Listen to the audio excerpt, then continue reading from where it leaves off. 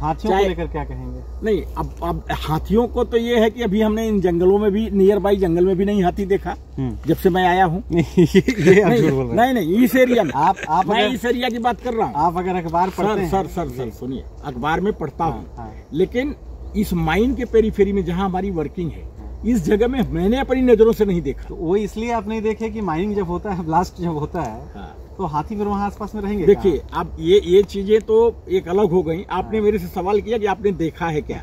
बिल्कुल। Last time पे भालू कब देखे थे इस जंगल में आप, आपके अपने बनाए हुए जंगल में? देखिए, 2-3 बार मैंने देखा है, ऐसा नहीं है, लेकिन वो एक जगह तो नहीं रुकते हैं। हाथियों के साथ जो हो रहा है, कहा जाता है कि हाथियों का घर रहा है ये खासकर ये इलाका। कभी सोचते हैं, कभी मतलब मन में आता है क्या ये सब बातें? आप देखिए सर, ऐसा है कि मैंने आपको एक ही चीज बोला कि कोई भी चीज, हर चीजें हमारी एक दूसरे से कोरिलेट कर रही हैं। बहुत चीजें ऐसी हैं जो नेचर को, हम तो कोशिश कर रहे हैं पूरा नेचर को फिर से एज इट इज वापस करने की। जंगल तो आप तैयार कर देंगे, तो जो जैव विविधता है वो कहाँ से ला पाएंगे? जो जानवर हैं जो चले जा रहे हैं। नहीं सर, वो भी अगर आप कहें तो, या आप कुछ दिन रुके यहाँ, आज जो जंगल हमारे जहाँ आप खड़े हैं, इस जंगल में आज वो सारी चीजें मीन्स जो जंगल में थी, वो सारी चीजें नेचर को हम वापस दे दिए। चाहे वो टर्माइट हो, दीमक हो, रेप्टाइल्स हो, या जो भी जानवर उसमें छोटे मोटे जो जानवर लोकल हैं। पेड़ जब कटता है तो कैसा लगता है? देखिए सर, पेड़ जब कटता है, नो डाउट, अगर हमारे भी पेड़ को कोई काटता है तो जरूर दर्द तो होता है। ऐसा नहीं है मैं कहूँगा कि नहीं, पेड़ कटना मतलब दर्द नहीं होता है। नमस्कार, मैं हूं मनीष। इस वक्त मैं सरगुजा के PKB यानी सामान्य भाषा में अगर बताऊं तो अडानी कोल माइंस जो है, वहां की नर्सरी में मौजूद हूं। देख सकते हैं यहाँ पर किस तरीके से पौधे तैयार किए गए हैं। जब माइनिंग की बात आती है तो सबसे पहले बात होती है पेड़ कटाई की। पेड़ कटाई का जो मामला है वो स्थानीय स्तर से लेकर अंतर्राष्ट्रीय स्तर पर उसकी चर्चा होती है, पर कभी इस बात की चर्चा नहीं हो पाती है कि जिस तरीके से पेड़ों की कटाई की जा रही है कोल माइन के लिए, उसी तरीके से पेड़ों को लगाया भी जा रहा है। पेड़ों को लगाने के लिए यहाँ पर एक बड़ा नर्सरी तैयार किया गया है। तमाम किस्म के पौधे हैं यहाँ पर, और साल के पौधों को तो तैयार किया ही जा रहा है। जो आमतौर पर सुनने में आता है कि साल के पौधे तैयार नहीं हो पाते, यहाँ साल के भी पौधे तैयार हैं। साथ ही और कई किस्म के यहाँ पर पौधे हैं। करीब 10 से 12 फीट के यहाँ पर बरगद और पीपल जो है हमारे पीछे दिखाई दे रहे होंगे आपको। हमारे साथ मौजूद हैं यहाँ पर जो नर्सरी के इंचार्ज हैं, राजकुमार पांडे जी। राजकुमार पांडे जी से हम समझेंगे कि ये कब तैयार आपने किया था और इतना जल्दी जो ग्रोथ दिखाई दे रहा है। ये हमने क्या किया कि ये था कि पहले तो कॉन्सेप्ट ये दिमाग में आया कि आप कहेंगे कि पीपल बरगद ही क्यों।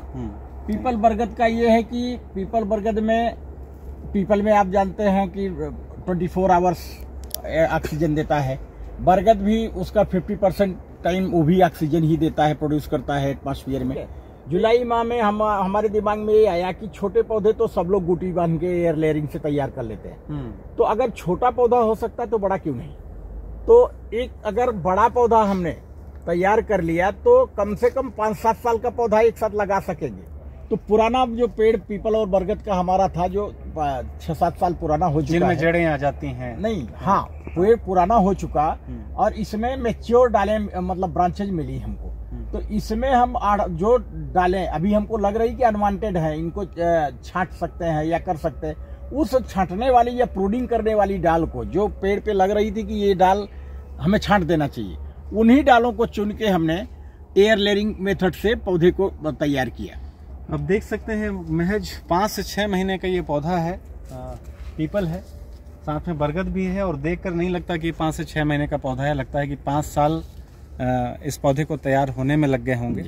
और काफी सफल प्रयोग रहा है पांडे जी के द्वारा। ये काम करके आप संतुष्ट हैं? बिल्कुल संतुष्ट हैं जी, और सबसे अच्छा संतुष्टि मुझे ये है, काम करने का मजा यहाँ पर ये आ रहा है कि मैनेजमेंट पूरी तरह से जो चीज एक अच्छा एटमॉस्फेयर और प्लांटेशन को अच्छा करने के लिए मैं चाहता हूँ, मैनेजमेंट कभी उस पर अंगुली नहीं रखती। तो यहाँ जो विरोध होता है और सिर्फ एक ही बात आती है कि सिर्फ पेड़ों की कटाई हो रही है, इस नर्सरी के बारे में कभी आप लोग क्यों नहीं बता पाते कि हम अगर पेड़ काट रहे हैं तो पेड़ लगाने का भी काम? सर ऐसा है, क्या है, विरोध करने वाले लोग केवल क्या है, मुझे नहीं लगता कि यहाँ कल कोई लोकल विरोध करता है। ज्यादातर लोग मान लीजिए कि 5-10 बाहर से आए और 25 को यहाँ बरगला सकते हैं, किसी को ऐसे किसी ढंग से ले जाए। अदरवाइज हमारे लड़के यहाँ काम कर रहे हैं, आप लड़कों से पूछ सकते हैं क्या संतुष्टि उनको मिल रही है। गांव वाले लड़के ही ये पूरी नर्सरी पर मैं ये कह रहा हूँ कि चलिए विरोध लोकल लोगों का भी है, ठीक है, बरगला भी लिए एक बात है कि पेड़ कटने का विरोध है।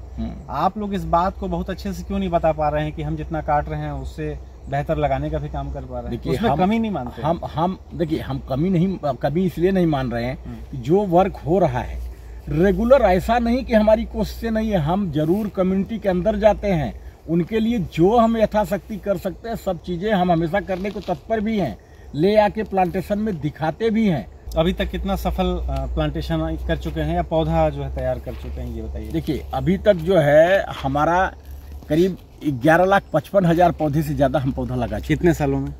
2012 से हमने शुरुआत की है। मतलब जब से यहाँ पर माइनिंग स्टार्ट हुआ? माइनिंग एक तरफ से माइनिंग होती जा रही है, दूसरी तरफ से हम पीछा किए हुए हैं, कह लीजिए प्लांटेशन होता चला जा रहा है। रिकल्टिवेशन करके माइन मैनेजर हमको देते जाते हैं, हम पूरा लगाते चले जा रहे हैं। तो कितने एरिया में जंगल तैयार हो गया है? जंगल आप ये समझ लीजिए साहब की ऐसे तो एकड़ में बोले तो 1100 एकड़ से ज्यादा हो जाता है।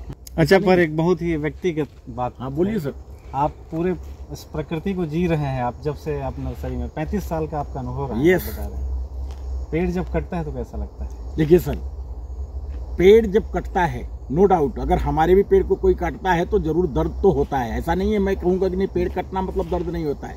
तो हम उम्मीद यही करते हैं, अब पूरी उम्मीद के साथ हम ये प्लांटेशन कर रहे हैं कि जैसा फॉरेस्ट गया था वो फॉरेस्ट आने वाली पीढ़ियां फिर से देखेंगी। जंगल तो आप तैयार कर देंगे, तो जो जैव विविधता है वो कहाँ से ला पाएंगे? जो जानवर हैं जो चले जा रहे हैं। नहीं सर, वो भी अगर आप कहें तो या आप कुछ दिन रुके यहाँ। आज जो जंगल हमारे जहाँ आप खड़े हैं इस जंगल में आज वो सारी चीजें मीन्स जो जंगल में थी वो सारी चीजें नेचर को हम वापस दे दिए। चाहे वो टर्माइट हो, दीमक हो, रेप्टाइल्स हो या जो भी जानवर उसमें छोटे मोटे जो जानवर लोकल हैं, वो अब इस जंगल में भी आदान प्रदान उनका हो रहा है। यार भालुओं की संख्या बहुत रही है। बिल्कुल। लास्ट टाइम पे भालू कब देखे थे इस जंगल में? आपके अपने बनाए हुए जंगल में? देखिए 2-3 बार मैंने देखा है, ऐसा नहीं है, लेकिन वो एक जगह तो नहीं रुकते हैं।